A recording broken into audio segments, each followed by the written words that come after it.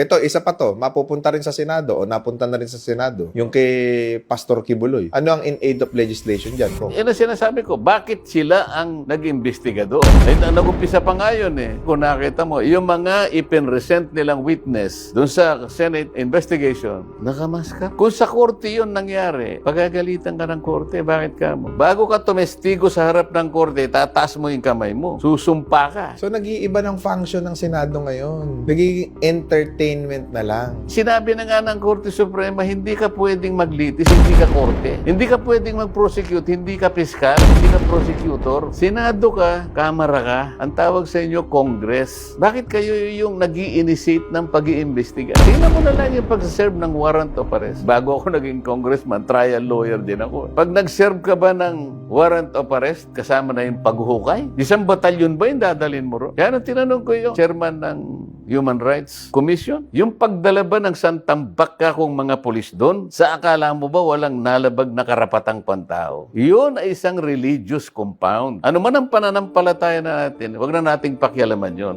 Ngunit, yung sarili ng pananampalataya, itinataguyod nila yon. Meron silang worship siguro doon at mga aktibidad na may kaugnay sa kanilang paniniwala. E nilagyan mo ng santambak na pulis at doon sila nagkampo, hindi nila nagawa yung dati nilang ginagawa at pagsasabuhay ng kanilang paniniwala. Meron ba akong nalabag? Meron po. Anong gagawin mo? Wala naman daw silang prosecutory power. Ay, anong ang gagawin mo? Alam mo na merong nalabag na civil and political rights. Alam mo ba sa batas ng PNP, ang dapat na nangingibabaw yung local executive, yung mayor. Bakit ang nagpapunta ron ay yung PNP chief superintendent? Saan mo kinuha yung lahat ng pulis na yun? Ibig sabihin nun, merong mga lokal na lugar na kinunan mo ng pulis. Sino nagbabantay ngayon doon? Hindi, wala. Wala. Kailangan nilang ipaliwanag yun sa structure ng present na PNP ngayon. Walang nagawa yung mayor ng Davao City.